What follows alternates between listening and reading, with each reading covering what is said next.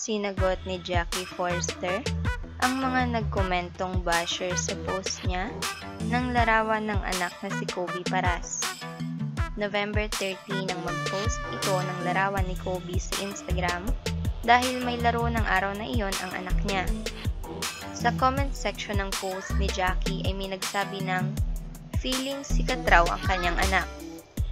Feeling sikat. Sad ng basher. And ikaw, ano feeling mo? Ano gusto mo maramdaman or mangyari now that you said it? You are just an ordinary average guy. Yes. And you will never be more. Why? Because of your mentality. At least, anak ko, mula bata, palaging binigay na niya oras, pagod, and buhay niya para sa isang bagay na mahal niya. Basketball. Para sa bansa natin. Ikaw, ano to ka? Ang galing-galing ng mga taong walang ambag sa bayan magsalita ng masama sa mga batang magpupursige at nagsasakripisyo para may makamtan sa buhay. Hindi nila alam kung ano ibig sabihin ng hard work and sacrifice. Go lang bash pa ng bash.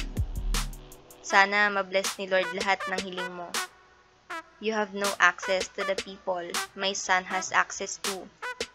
The mere fact he was chosen on the team says a lot about where he is.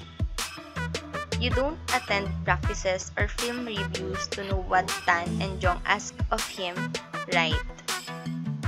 Mga naglalaro sa kalye, akala basta pag pinasa bola, tira agad. Go give your mom a hug.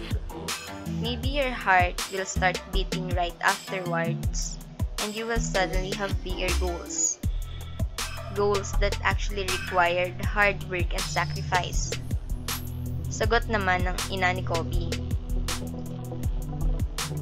Hindi naman ito tumigil at muling nagkomento na sa mga bading lamang ito sikat. Sikat sa mga bading. Sagot muli ng basher. Katulad mo, I guess? I mean, you are looking for his photos even on his mother's account.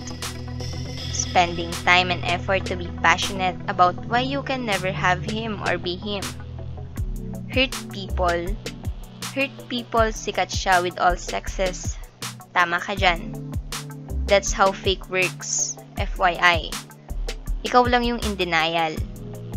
Go enjoy your life now and stop worrying about my pogi boy. Sagot naman muli ni Jackie sa basher. Hindi na naman muling sumagot ang basher sa sinabi ng ina ng basketball player.